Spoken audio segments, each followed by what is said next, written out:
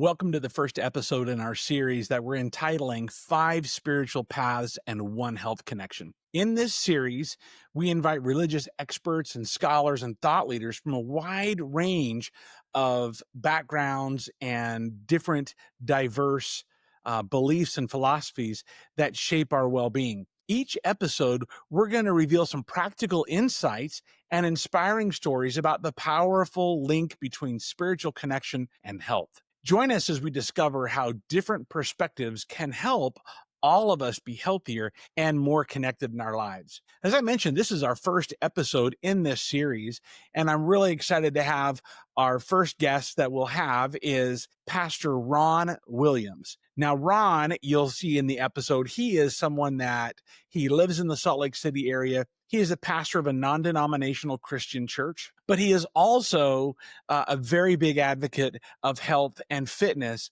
and he ties that all together in his spiritual background as well. Ron, just that you'll find out as we talk about in the episode, he is what is considered basically the GOAT, the greatest of all time natural bodybuilders. He's got more titles and more wins. It's an amazing thing. And so we have a chance to talk to him a little bit about this, not only from a fitness standpoint, but really from the spiritual side. So we asked a lot of great questions, had a really good conversation with him. So first of all, so that you know, I'm just going to give you, there were 5 key takeaways that I pulled from this episode. And then we has a whole bunch of actionable items that are throughout the episode. So I would encourage you to kind of keep an eye on the whole thing. So the 5 key takeaways, and I'll tell you what those are right now, and then we'll jump right into the video. The first one is spiritual health is deeply connected to our physical and emotional well-being. Ron goes into detail a little bit on how that is from his perspective. And the next key takeaway is forgiveness is essential for spiritual growth and healing. And with that, he really kind of dives into how forgiveness affects us, affects our health, and affects the stress and well-being that we have. The next takeaway is the importance of community and meaningful relationships and how those interactions with those around us actually help affect and have a positive or negative effect on our own personal spirituality. The next takeaway, which is takeaway number 4, is faith and mindset drive overcoming adversity.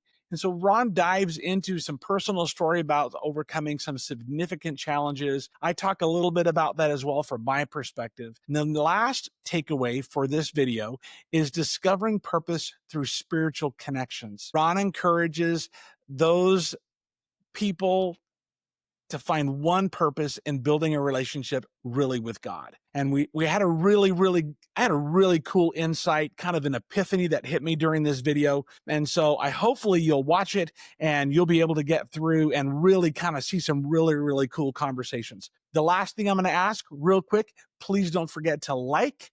And if you haven't subscribed, I'd love to have you subscribe to the video and join us in these conversations.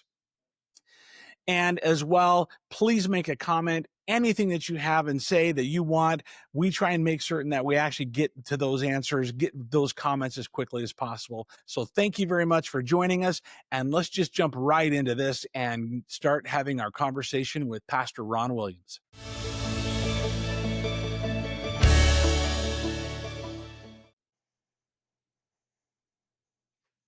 Well, welcome to Double Helix, where we uncover and dig into the science of connections. Today, we actually have the honor of having Ron Williams with us. Ron is not only, he is, I believe, if I remember correctly, Ron, you are the most decorated natural bodybuilder ever. If I remember correctly. Yeah. But then the side that we really want to visit, we'll visit a little bit about working out stuff because Ron and I worked out for a little while together. That's just my claim to fame, not his. And then Ron is also a Christian minister. So many of you know that we're starting a series that we're focusing on spirituality. And I was very fortunate to have Ron as a friend and acquaintance of mine to reach out and see if he would join us today. So welcome, Ron. We're very excited to have you. Thank you very much. I just wanted to clarify one thing real quick. And Yes. that is, it is said that I'm the most decorated natural bodybuilder in the world. That has been said so many times And I'm almost afraid of that statement because there's got to be somebody else out there that has done something equal to or possibly better. But I am a 7-time Mr. Natural Universe, 7-time Natural Mr. World, 7-time Mr. Natural Mr. Olympia. I was inducted into the Natural Bodybuilders Hall of Fame and the only recipient of the Natural Bodybuilder of the Decade. So that says a lot, but I don't know quite the most decorated. I've won over 250 titles in my career, but yeah, I just wanted to clarify that. Well, I think that in itself, even if it may not be the most, it's like there might be somebody, but I don't know of anybody else, right? So we'll just say he is one of the most. How about we say that? One of the Okay, most. There we that's go. great. But Mark, to my credit, if you look up Ron Williams, Natural Mr. Universe, the GOAT of natural bodybuilding, the GOAT, it'll come up. Oh, the goat. So I I'm just gonna have have to to go. I just had to put that out there. Yeah, no. You know, Mark, there might be somebody else that's accomplished maybe as much, but I'm the goat. So you know, we were chatting just a little bit beforehand, and I kind of give everybody a little bit of background. Ron and I, we met at a gym in Salt Lake when I was just working out myself, and I'd worked out for a long time. I'd gone just working out hard, and then Ron kind of pulled me under his wing and started, you know, we worked out together, but we also, he was my trainer slash workout partner slash, oh my gosh, so much pain. We worked. Oh man, and even then we ran.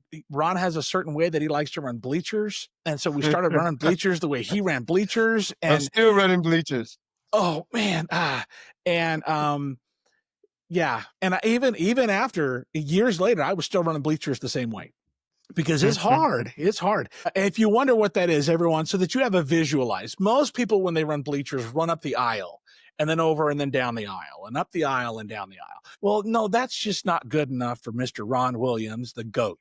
He has to run at a 45-degree angle across the seats and then down the stairs. So you're getting a nice long stretch, which tears you apart. Oh, and then by the way, he does lunges all the way around the track.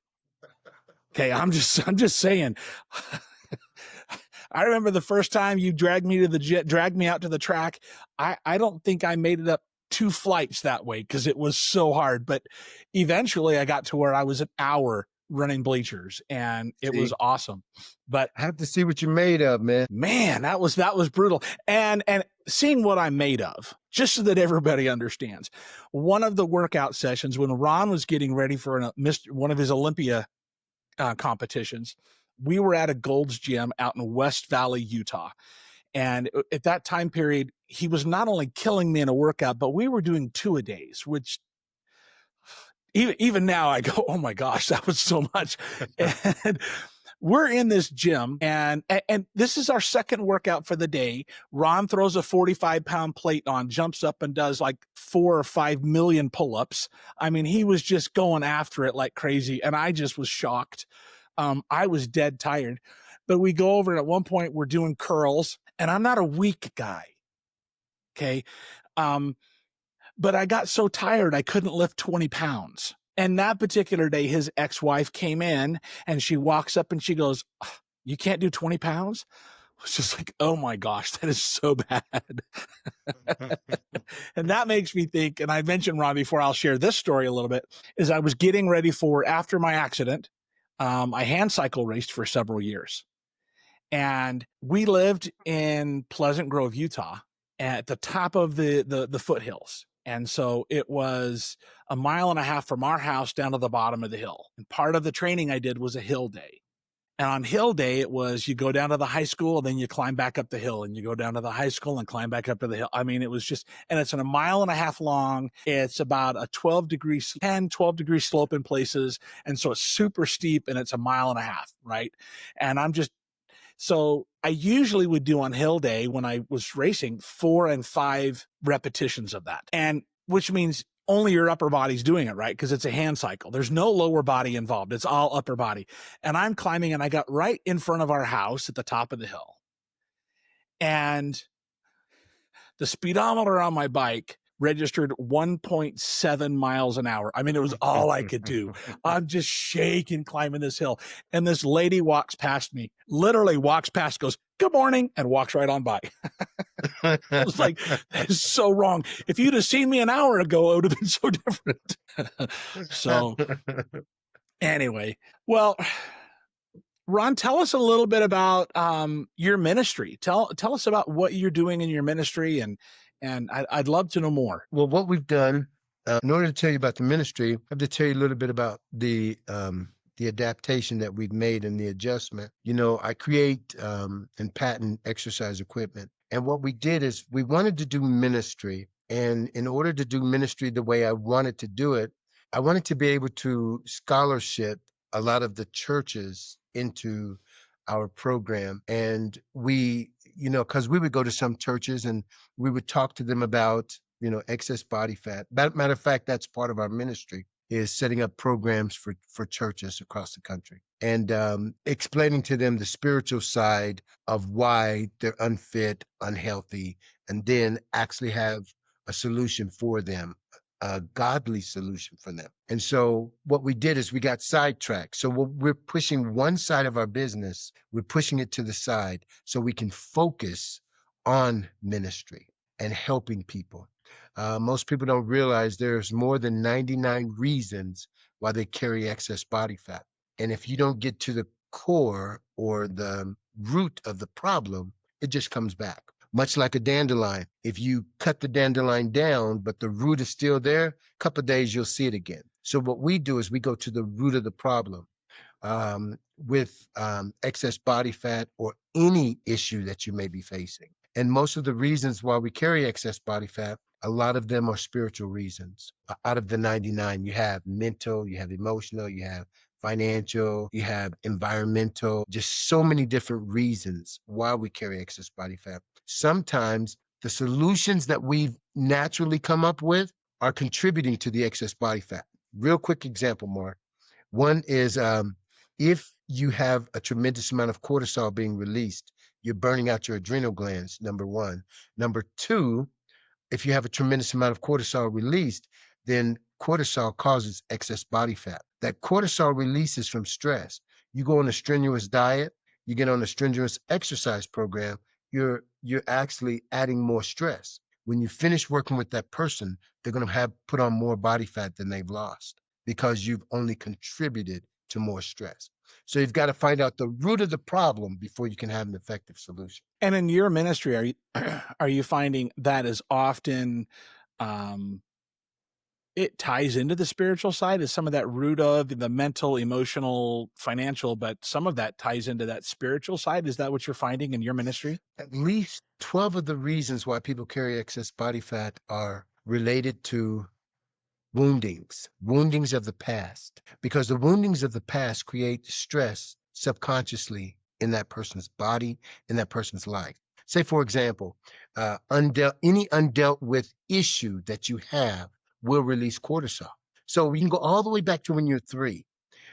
If you were verbally abused, physically abused, and it's altered your life in any way, and you haven't appropriately, properly dealt with that, then as you grow older, the body keeps releasing cortisol. Because in the subconscious mind, takes video footage of every single thing that you've ever gone through. And sometimes the trauma that we go through, we forget it in our logical mind, but in our conscious mind, the logical mind, but the subconscious mind holds on to it and it has this video footage. And if it's painful, if it's stressful, it causes cortisol to be released. Now you can try to override it and work out really hard and diet really hard, but you still have this release of cortisol until that issue is dealt with. Once it's dealt with, you don't have to work as hard to get rid of the excess body fat. So if you were abused in any way, if you had any emotional abuse, if you've had a parent that was an alcoholic, so many different ACEs or so many different things that are traumatic that happens in a person's life, it doesn't mean, and the person that created or the culprit doesn't mean you don't like them or you don't love them, but there's a space in your heart that they occupy that you've got to be free from. If you're not, that will hinder other areas of your life, including excess body fat. Okay. Well, that is definitely a topic we can dive deep in. I can see that. And today, though, I've got a few questions that I hope to kind of go over. Okay, let's do it. And just so that everybody knows, Ron and I have already had a conversation. We're probably going to have more than one conversation with Ron. Especially, I really want to dive into on our next conversation, Ron, specifically about these 99 things that you're seeing and how all that ties together. It would be I think it'd be a fascinating conversation to add to what we're doing and how everything, Awesome. all that connects together, right? Because that's what we're talking about. Absolutely. So you were mentioning, if someone has some struggles or bad things happen to them in the past, whether it's broken or toxic relationships or whatever in that process, how do you see that strengthening our spiritual health helps us to improve those connections, even when the circumstances might be unchanged? So how does strengthening our spiritual help with that stuff? When the circumstance goes unchanged, how does the spiritual? One thing is, whenever we're trying to come up with a solution to a problem, I find that most of us, we don't have all the information. And in order to get an accurate solution to a problem, the more information you have, the better the solution is. So, and we deal with the physical side, and we deal with the emotional and the mental side. And when we do that, we come up with a lot of information. But if we leave out the spiritual side, that sometimes is counterintuitive to the other two, we can't come up with the most effective solution. Now, sometimes like it may require just forgiveness, and forgiveness means to release that person from the debt that they owe. They owe you a debt, they wronged you, and they need some sort of reciprocity to take place. You forgive them and you release them from that debt. It doesn't mean you release them from their behavior, but you release Right. them from their occupancy in your life. Because if you don't release them, even if they die, they're still alive in you, and what they did to you still affects you. So we've got to come up with all of the information, and that comes up on the spiritual side where true forgiveness happens. I want to say this really quick, Mark, because this is really important. Sometimes we can forgive in our own strength. There are other times we can't forgive because the circumstance is bigger than us. What do you mean by that? If you push my little sister down, we're 7 years old, you push my little sister down, skin her knee, I'm going to be mad at you. But 20 years later, we get in a conversation, we're talking about it. I'll say, you remember you pushed my little sister down and skin her knee? Yo, but we've gotten over that. But if you take my mother and you beat her and you shoot her and you stab her 50 times and you throw her in a dumpster and she dies, I see you 20 years later, it's not going to be, hey, it's going to be a different story because that circumstance is bigger than me. You took the person away from me that brought me into the world, that loved me, that cared for me, and now she's not here anymore. It's going to take more than just I'm sorry, and the other person said, I forgive you. It's going to, because that circumstance is bigger than me, I need God to help me to Yes. forgive. Yeah. I think about a good friend of mine. Actually, his name is Chris Williams. At several years ago, I don't know if you saw the book Let It Go, No, I haven't and seen that. he lives there. He lives in the Salt Lake area, and many years ago, where you talk about you have to have God for that next step, because skinning a knee, no big deal. Someone dying, that's a whole different story, right? And in his particular case, they were driving up through Salt Lake area and a teenage drunk driver hit them. He had his wife, she was pregnant, kids in the Daughters. car, and he lost his whole family except for two of his kids, and all in one thing. And in this book, when you read this book, he talks about how he heard this horrendous screaming when he realized, because he was like, oh, it's me screaming because what was going on, because he looked around in his car and his whole family had been killed. And it was actually on Valentine's Day, not too long after the accident, that there was actually a news conference where he stood up and he was asking people to forgive this young man. He had a forgiving heart, and he'd gone and really relied on God, right, to get through that piece. He actually went to the court dates with this kid, and as he wrapped his arm around him, and to me was mind-blowing, right? When I first read this book, you're thinking, oh, this guy's beyond human, right? Because the human side is to be angry. And I'm sure he went through some of that, but um it's exactly to your point, where the only way he got through that was because he relied on God and understood those bigger principles of forgiveness and what that could do for not only him, because forgiveness in my mind is more about what it affects me more. It's more for me than it is for that other person, That's right? right. Because that other person may not even remember a small thing, but um, the forgiveness is for me to release those tensions. Yeah. And the reason why I know that so well is before I could move forward and really grow, I had a lot of forgiveness to do of some real painful things that I struggled with, Mark. Yeah, really struggled with. Yeah. That's like, I think it's always important that we remember. I mean, God is there, and he's going to be our anchor and support in the struggles that we have. If we look for him, we'll be able to find him there. And so, Absolutely. Absolutely. in your experience though, how do relationships that we nurture, family, friends, community, impact our spiritual health? And can you share a personal example? How do they affect our spiritual health? Well, um, I think they affect our spiritual health in so many different ways.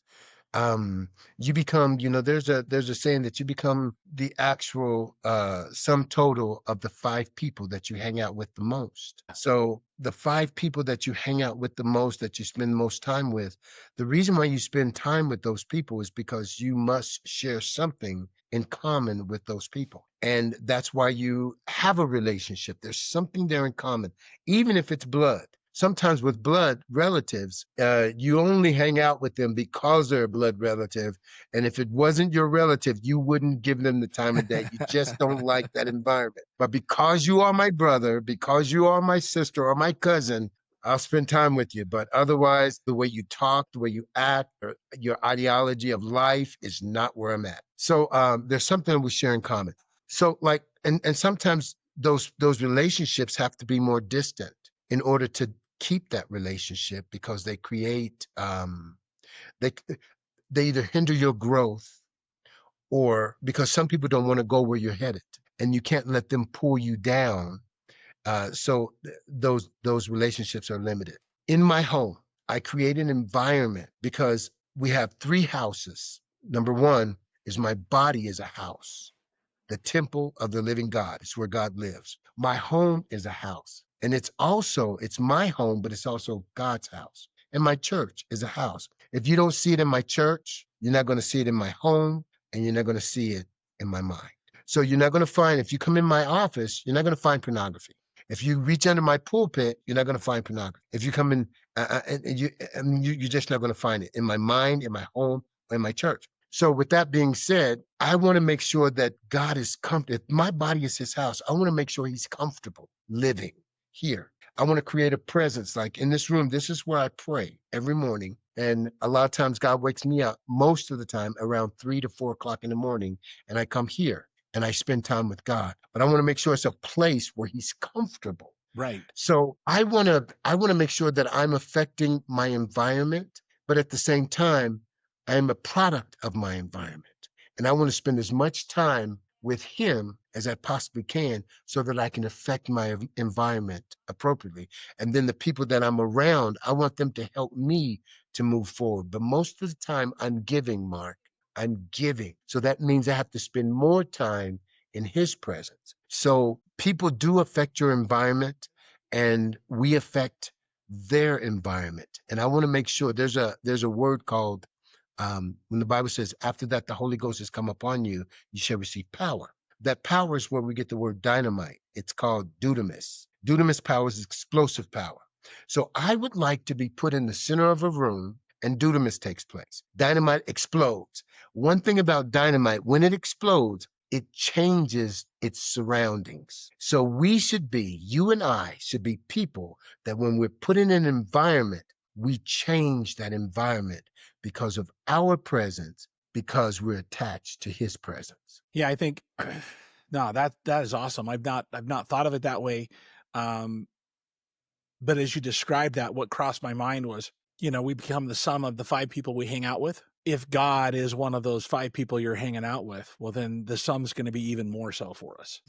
Right. I've never thought of God as one of those, because usually I'm thinking about, well, it's this person or that person, it's my work or whatever it is. And who are the five people?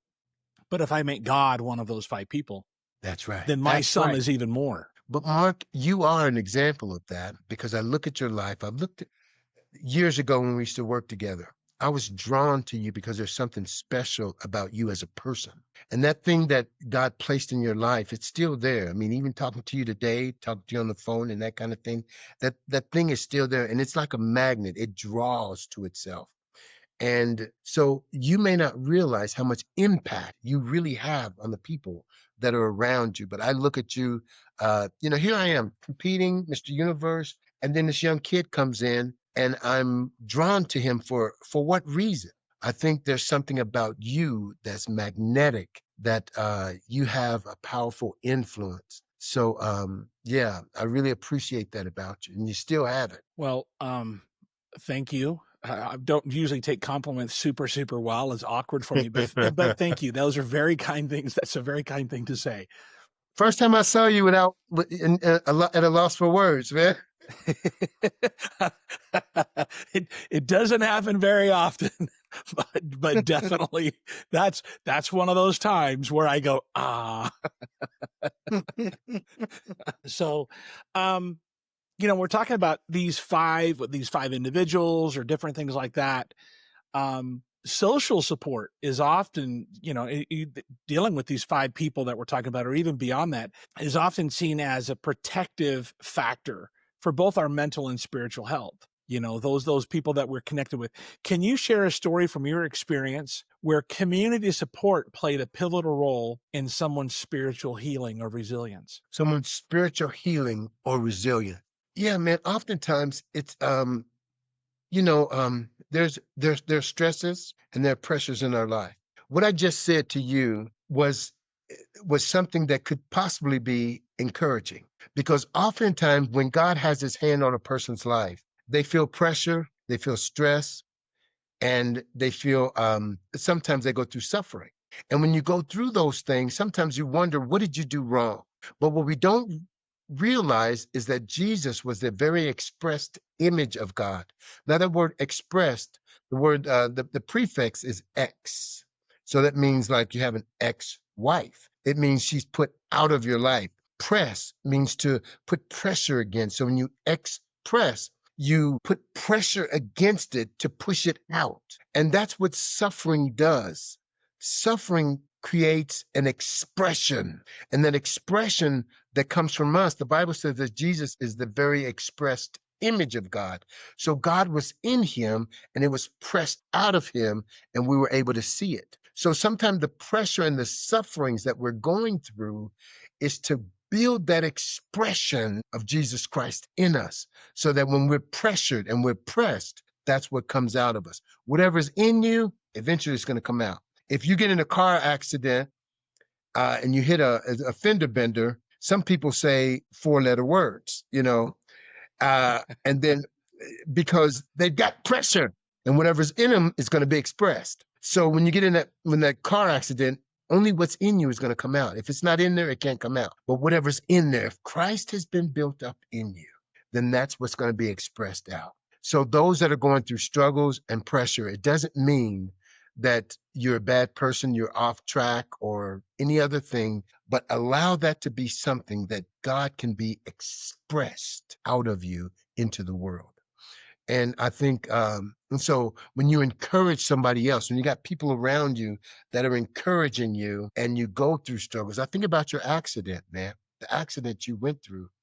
I'm sure there were times you wondered, why you? What did you do to deserve this? And the thought of maybe never being able to walk again, or the thought, what am I worth? I mean, what is my worth now? Should I just give up and quit? Maybe even suicide, or I don't know if you ever had those thoughts, but what is my value now? There was an opportunity for something to be expressed through you, and you decided, I'm going to walk. I'm going to overcome this. And that was Christ being expressed through you, pressed out of you into the world. So that I look back at, man, and I just appreciate the miracle that God gave you.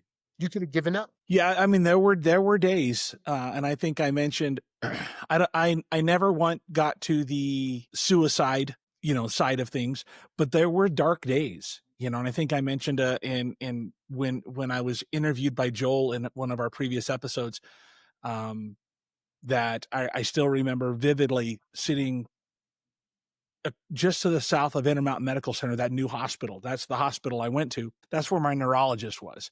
And when he sat down and said, "Yeah, no, you're not going to get any better. This is it. You're done."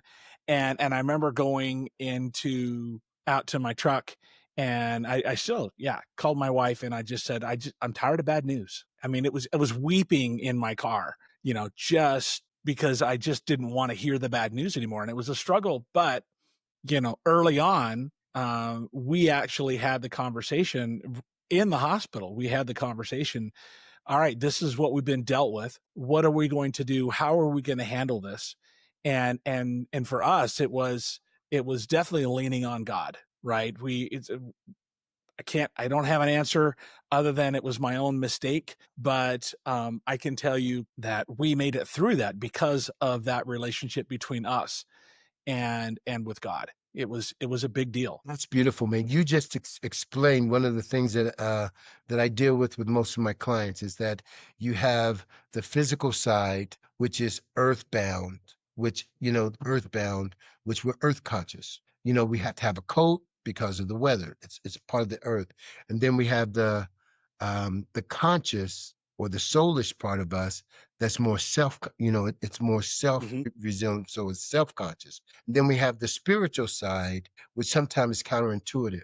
So what happened to you was the doctor said, you're not going to get any better. You said, wait a minute, we don't have all the information.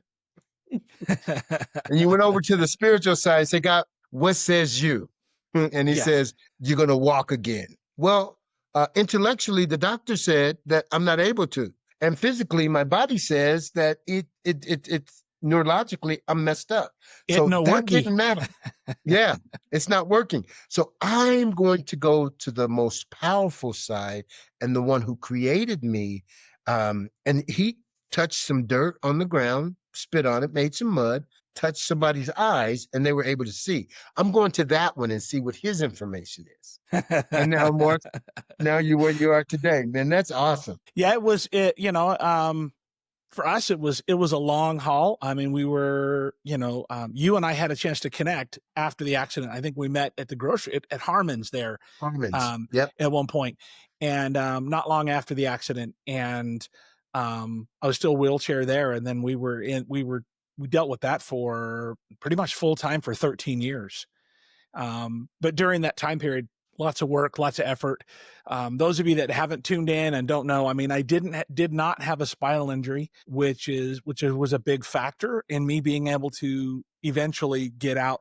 But the nerve damage that I had in the legs themselves, based off of all the broken bones and things that happened, that's what really kept me in that chair. And so it just took a lot of extra effort and work to get past and to build things up enough that I could, move my leg correctly. And even now, when I stand outside, if I don't have a cane with me, um, balance is an issue, right? Because there's times I was standing out front the other day with one of our neighbors. You know, I just had the brief moment of, man, he probably thinks I'm drunk because I'm standing there and I was like, but for a guy that doesn't drink alcohol, it's kind of hard to say I was drunk.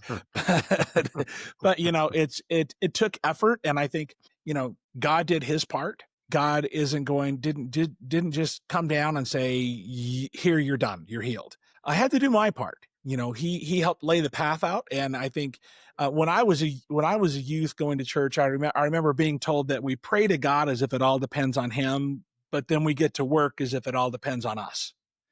And that combination of those two things really is what worked for me in this process, because we had to rely on Him, but I had to do the work to get out of the chair. But you know what, Mark? You had all of the evidence naturally that you were never going to get out of the chair.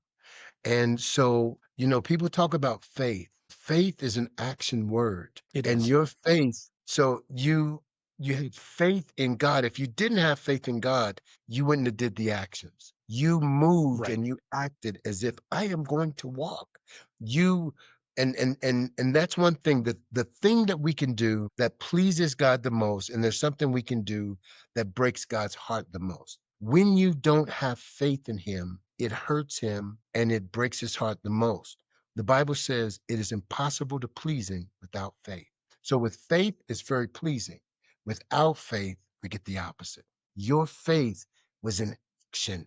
You begin to do the work, so that you could walk, so that His power could work through you. But if you didn't believe it, if you didn't have faith in it, you never would have did the actions. Right. Exactly. Wow. I would have just gone and, I probably wouldn't have started hand cycling. I probably wouldn't have done all the things, right, that I Hmm. did. Um, because, what's the point, right? If I didn't have faith. I want to say this. I may have won the Mr. Universe, Mr. World, and Mr. Olympia, but I've never had to overcome that. Now, that's a champion mindset, what you did. It's a champion mindset and thought process. With that kind of mindset and that kind of thought process, there's nothing I don't think you couldn't accomplish. Jesus said to the one man, to the woman, um, the Sappho-Phoenician woman, she said, "My daughter is sick at home, and I need you to come to my house and heal her." He said, "No, um, this is the children's bread, and it's not meat. It's not meat to give the children's bread to dogs." And she said, "Well, the dogs eat the crumbs from the master's table." Jesus said, with faith like that, you can get anything. With faith like what you just prescribed or you just spoke, there's nothing you can't have with that. And her daughter was made whole. I would say that with you, with faith like that, with producing that kind of faith, what can't you accomplish? Right. I That's think pretty awesome. anybody is there, right? With the right level of faith, you can, man. I was just Move looking in our kitchen mountains. window, just looking in our kitchen window. My wife has just a little saying up there, and it's from the Bible. Faith can move mountains, right? And she's got that sitting up in our kitchen window. And so I think anybody with that level of faith, it doesn't change the struggles they're going to have in the set, because we have to grow and progress in this life. It doesn't change those things, but we can get through those things much easier if we have those. That's right. Awesome. Awesome. Yeah. So and along those lines, when I was the first few months after my accident, even though my wife and I and I had, my brothers and I had my parents, and the community had still kind of come around, I actually felt still pretty isolated, because I hadn't had that opportunity to really talk to somebody who had an understanding about what I was struggling with. Right? It's a different thing, and so for me, I felt pretty isolated and disconnected, from, even though there were lots of people around and I was grateful for what they were doing, I still felt isolated and disconnected, which did have an effect on both mental and spiritual, for me. So the question that I would have for you is, what steps would you recommend for someone who's feeling that way to help them rebuild meaningful connections, as a foundation for their spiritual renewal? Phrase that question again. Explain that to me. Okay. So what steps would you give somebody to help them to rebuild that spiritual side of things when they're feeling isolated and disconnected, so that their spiritual well-being is built back again? Okay. One thing is they have to first have a spiritual well being, and it's the adversary's job. And he's good at his job. He's on his job 24 hours a day, 24/7, is to isolate you, to make you feel separated. Because just like a pack of wolves, they never run into the sheepfold, but they circle the sheepfold and they wait for one sheep to run out and they gang on that one. That's why Jesus said, I'll leave the 99 because they'll take care of each other. But that one that's isolated, that's the one that's in trouble. So with that being said, how do you get out of that isolation? Sometimes that isolation, whether you counter it sounds almost contradictory to what I just said, but sometimes that isolation is necessary, but that isolation is to draw you closer to God because in circumstances, nobody understands what you're going through except Yeah. God. When you were in the situation that you were in, I'm going to compare your situation to my situation. When you were in the situation that you were going through, there were some relatives that may not have said it in your face, but they said, poor Mark, that boy's never going to walk. There were some that said that. I promise you. And the doctor told him this, that, and the other. He's never going to walk again. So they weren't a real support to you. Their words are so powerful. Death and life and the power of the tongue. You speak death, those words are powerful. So some circumstances I go through, I don't publicly let it known until after I've gone through it because I don't Right. want people speaking negative against what I'm dealing with.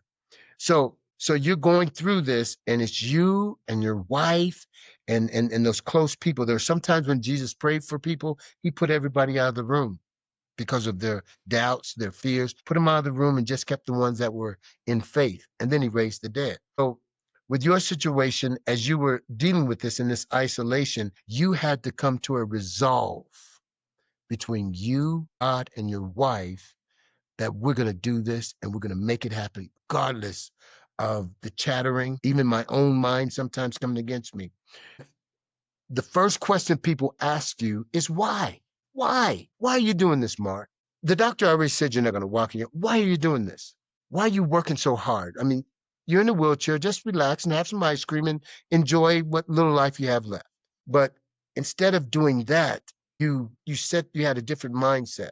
Now, on my case, when I was working out twice a day, sometimes 3 times a day, Oh, yes. You killed me at 2, man. I don't know. I don't know about 3. but I would go home and do cardio, man. Just make sure before I go to bed that I got that last one in.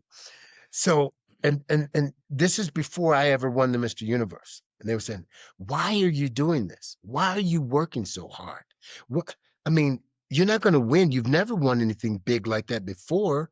Why are you doing this?" And then afterwards, the question changed. The question turned from why to how. How did you do that?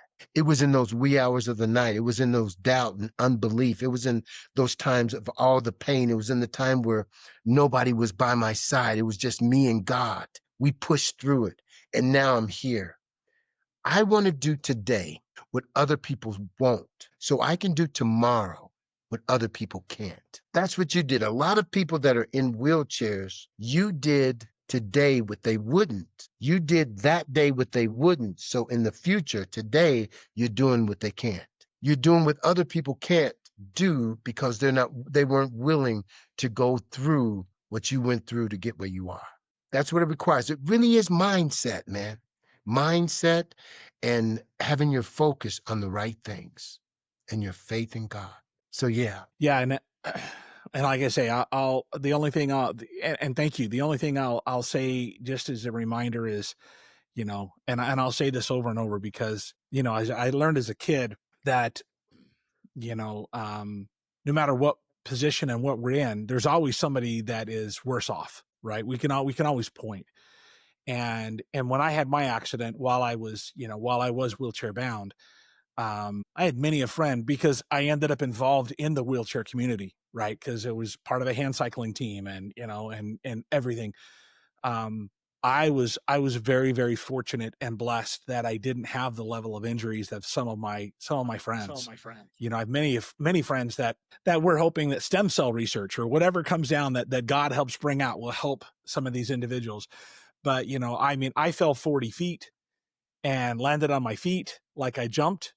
I have a man that I know that fell 6 feet and he's a quadriplegic and can't move his arms and legs because he landed on the back of his head, right? Hmm. And so very, very different circumstances in some ways. But regardless, whether the circumstances, whether I'm a quadriplegic or paraplegic or someone like myself that was just damaged, I think the mindset and the faith is what everyone needs to exercise to be able to become the best that they can in the circumstances that they have. Absolutely. Mark, I never told you this, but I broke my back and my neck both. And I was in a place, God had showed me that he wanted me to minister and the level that he wanted me to minister at. Wanted me to reach 2 million people. I was laying in bed, man, and I couldn't move my head. I would try to pull my head up, and the pain was so excruciating.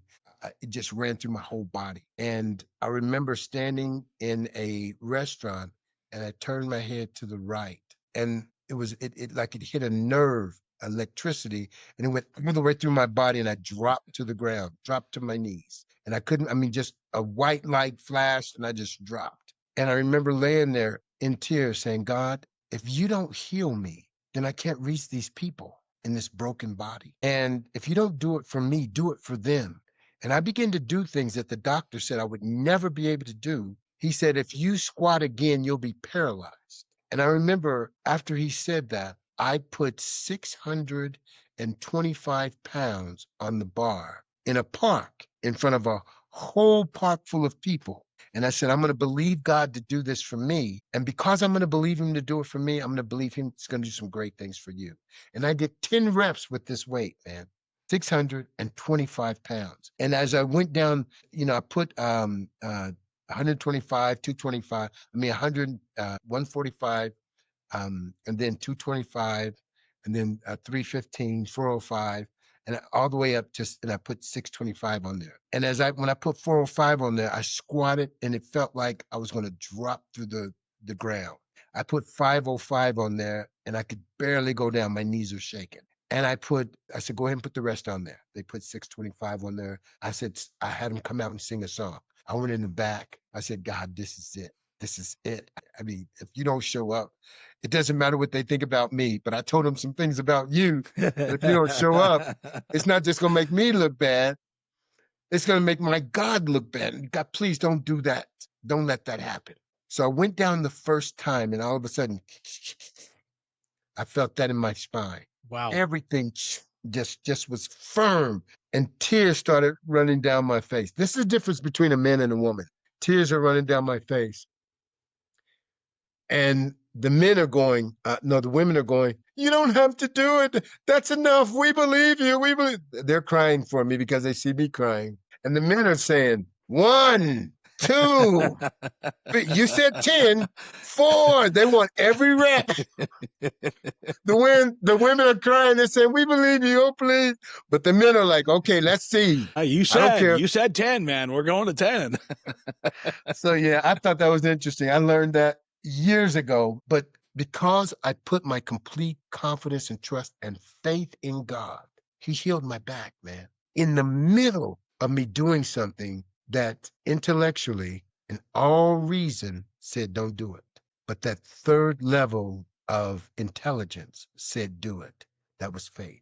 And he healed in that circumstance. I wouldn't recommend anybody else to do that unless they had that relationship with God and he told them to. But yeah, man. I'll be honest with you, I'd have probably been one of the guys. And knowing you, having worked out with you, I'd have been like, Ron, it's more than 20 pounds. Let's go.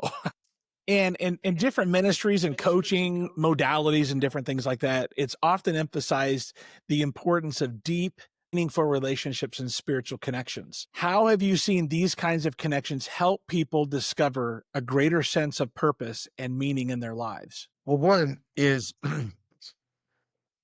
when you ask that question, the only way, like as a creator, I create exercise equipment. So in creating things, whenever you create something, you know the purpose of that thing. You wouldn't go to the thing and say, what do? You go to an automobile and say, how many gallons of gas will you hold? How many passengers will you hold?